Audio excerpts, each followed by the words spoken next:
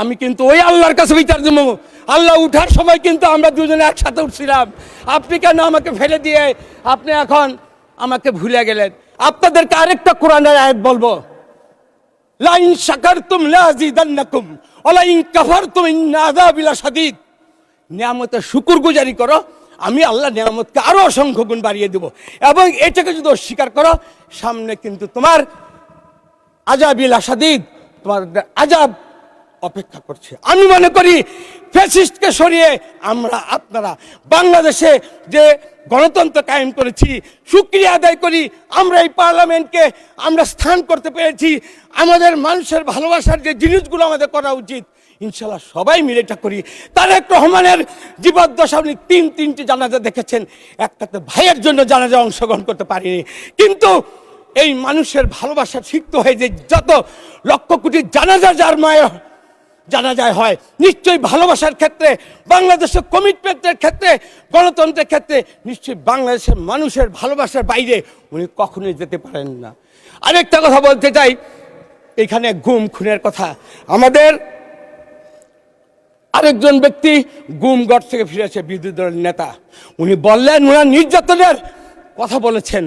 এই নির্যাতনের যে কথা বললেন আমি পাশেই দেখেছি, আমারই রেসালের ওয়াইফ এই তাসনিয়া নুরা উপস্থিত ছিলেন। আপনি যখন নির্মম লোমহর্ষক ঘটনা বললেন, তার স্বামীর জন্য তার কি বেদনা হয়নি?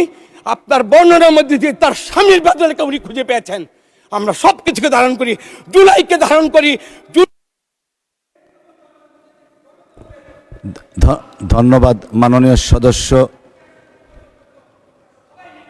ধন্যবাদ।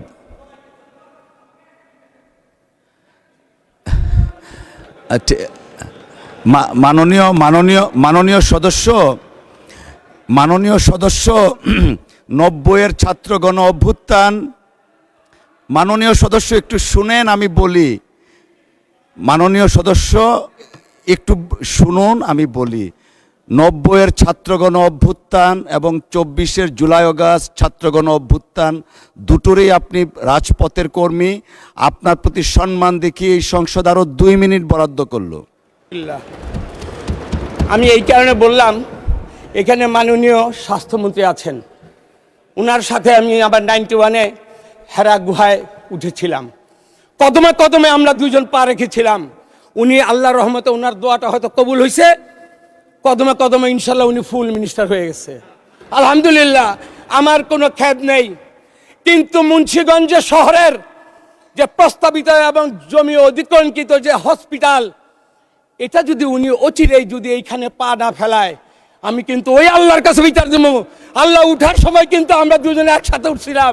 আপনি কেন আমাকে ফেলে দিয়ে আপনি এখন আমাকে ভুলে গেলেন? এখানে মাননীয় প্রধানমন্ত্রী, এখানে গজারিয়াতে 2টা ব্রিজ, সেটা হলো ফুলদি গজারিয়া এবং গজারিয়া চর কিশোরগঞ্জের 2টা ব্রিজ।